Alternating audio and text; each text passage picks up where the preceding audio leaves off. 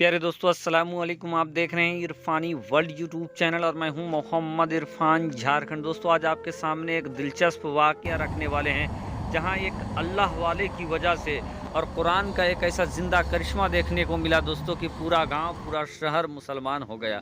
क्या है वाक़या दोस्तों? एक सनसनीखेज वाक़या आज आपके हवाले करने वाले हैं जो मशहूर हिस्टोरियन इब्ने बतूता के कलम से निकला है।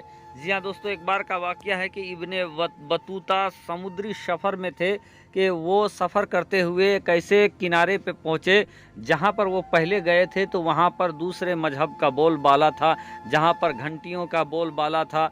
मुसलमान और इस्लाम की दूर दूर तक कहीं खबर नहीं थी। लेकिन इस बार जब इब्ने बतूता वहाँ पहुँचते तो देखते हैं कि हर सू अल्लाहु अकबर की गूंज है, हर तरफ अल्लाहु अकबर की सदाएं आ रही है, जर्रे जर्रे से अल्लाहु अकबर की सदा आ रही है, अजान की सदा आ रही है। ये बात सुनने के बाद हज़रत इब्ने बतूता काफ़ी परेशान होते हैं और एक दानिश्वर शख्स से पूछते हैं कि क्या बात है, आखिर मैं इससे पहले जब इस आइलैंड पे पहुंचा था तो यहाँ हर तरफ दूसरे मजहब का बोलबाला था, लेकिन जब मैं अब आया हूँ तो हर तरफ यहाँ अल्लाहु अकबर की सदाएं हैं, अजान की आवाज़ें आ रही हैं। वजह क्या है, सबब क्या है, कैसे यहाँ के लोग इस्लाम को कबूल किए? बहरकैफ दोस्तों, वो दानिश्वर शख्स जो पूरा माजरा इस तरीके से बयान किया जो आपके हवाले में करने जा रहा हूँ, उससे पहले आपसे रिक्वेस्ट करना चाहूँगा, अगर अभी तक आपने मेरे चैनल को सब्सक्राइब नहीं किया है तो चैनल को जल्दी से कर लीजिए सब्सक्राइब, बेल के बटन को कर दीजिए ऑन और ऑल नोटिफिकेशन के ऑप्शन को दबा लें ताकि आने वाला हर वीडियो सबसे पहले आप तक पहुँच सके। प्यारे दोस्तों, दुनिया में बहुत किस्म के मजहब हैं, अलग अलग मुख्तलिफ़ किस्म के मजहब हैं और मुख्तलिफ़ अंदाज़ हैं इनके मज़हब को मानने का।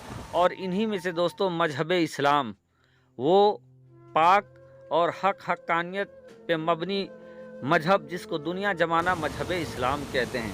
प्यारे दोस्तों, एक बार का वाक़या है कि एक अरबी जहाज़ समुद्र में काफ़ी तेज़ी के साथ सफ़र कर रहा था कि समुद्र में अचानक से लहरें उठती है, उफान उठता है और समुद्री जहाज़ से टकरा जाती है। जब वो समुद्री लहर समुद्री जहाज़ से टकराता है तो वो अरबी जहाज़ रेजा रेजा होकर बिखर जाता है, बहुत सारे लोग हलाको बर्बाद हो जाते हैं, डूब जाते हैं।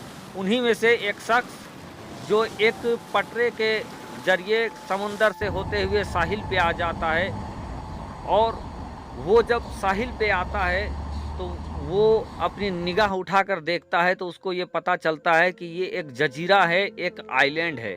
उस आइलैंड में वो तन्हा आगे बढ़ता है तो देखता है कि एक बूढ़ी का मकान है।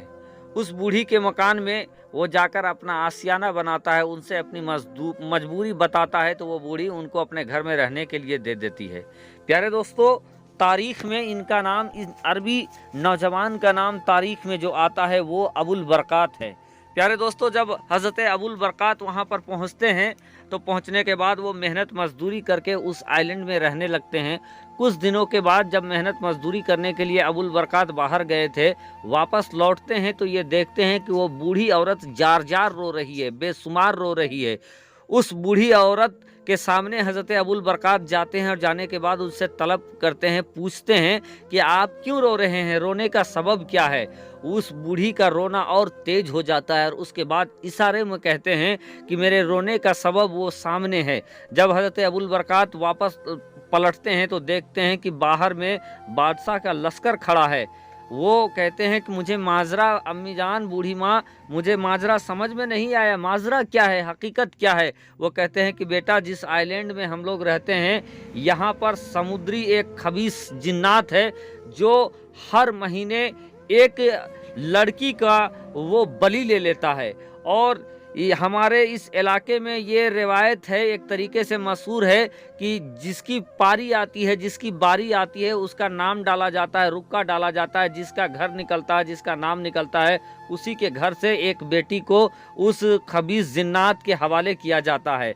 और इस बार जो रुक्का डाला गया था उसमें मेरी बेटी का नाम निकला है और मैं बेवा औरत हूँ, सिर्फ मेरी जीने का सहारा ये लड़की है और अब इसी बेटी का नाम आया है। और अब ये बादशाह के सैनिक आए हैं जो इसको इस समय लेते जाएंगे और समुद्र के किनारे जो मंदिर बना है वहाँ पर छोड़ देंगे और सुबह मेरी बेटी की लाश मिलेगी। और यही सोचकर मेरा कलेजा रेजा रेजा हो रहा है, छलनी छलनी हो रहा है।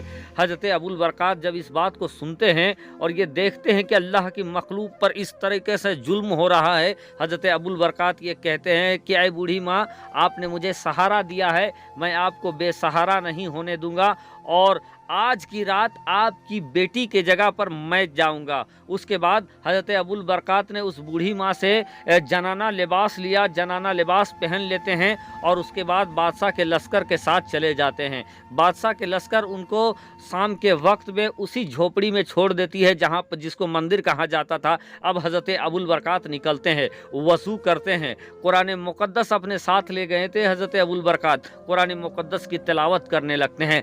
कुरान मुक़द्दस की तिलावत करते जा रहे हैं। शाम ढलता जा रहा है, तारीकी छाता जा रहा है, कुछ ही देर में घनघोर तारीकी आ जाता है। समंदर के किनारे देखते हैं, समंदर की तरफ से एक नाव आ रहा है, अजीबो गरीब कश्ती है, कई खाने बने हुए हैं। वो नाव धीरे धीरे उस मंदिर की तरफ आ रहा है। हज़रत अबुल बरक़ात उस पर ध्यान नहीं दे रहे हैं, कुरान मुक़द्दस की तिलावत करते जा रहे हैं। अभी वो नाव नज़दीक आती है, जब उस नाव के कान में और वहाँ पर सवार जो लोग थे उनके कान में कुरान मुक़द्दस की आवाज़ जाती है। वो नाव अब धीरे धीरे वहाँ से खिसकना शुरू हो जाता है, वहाँ से फुट होना शुरू हो जाता है और फिर दोस्तों वो नाव आँख से गायब हो जाती है। इतने में सुबह नामुदार हो जाता है। बादशाह के लश्कर आते हैं और ये कह सोचते हैं कि चलो जाकर देखते हैं कि अब तो वो मर गई होगी, उसका जनाजा उठाकर लाएंगे। वो जब सामने आते हैं तो देखते हैं वहाँ कोई लड़की का लाश नहीं है, बल्कि एक अरबी नौजवान खड़ा है, मौजूद है।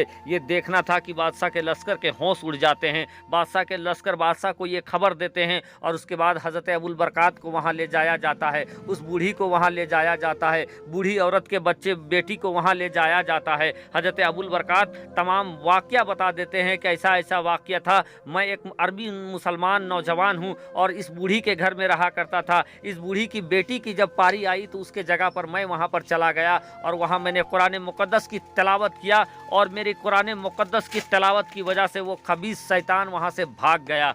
अब दोस्तों ये माजरा जब सुना उस बादशाह ने तो ये कहा कि अगर ऐसी बात है तो अगली तारीख को भी आप ऐसा करें और अगर अगली तारीख को वो खबीस नहीं आया, वो शैतान नहीं आया तो हम जान जाएंगे कि आपका मजहब हक है और हम सब आपके मजहब पर ईमान ले आएंगे। बहरकैफ दोस्तों अगला महीना आता है, उस दिन भी हज़रत अबुल बरक़ात वहाँ जाते हैं, रात भर कुरान मुक़द्दस की तिलावत करते रहते हैं, लेकिन कोई शैतान कोई जिन वहाँ आ नहीं पाता है। उसके बाद क्या था दोस्तों, बड़े एहतराम के साथ हज़रत अबुल बरक़ात को बादशाह के दरबार में ले जाया जाता है। वहाँ सबसे पहले वो बूढ़ी औरत और उसकी बेटी कलमा पढ़ती है, उसके बाद वो बादशाह कलमा पढ़ता है और धीरे धीरे पूरा वो इलाका कलमा पढ़कर मुसलमान हो जाता है।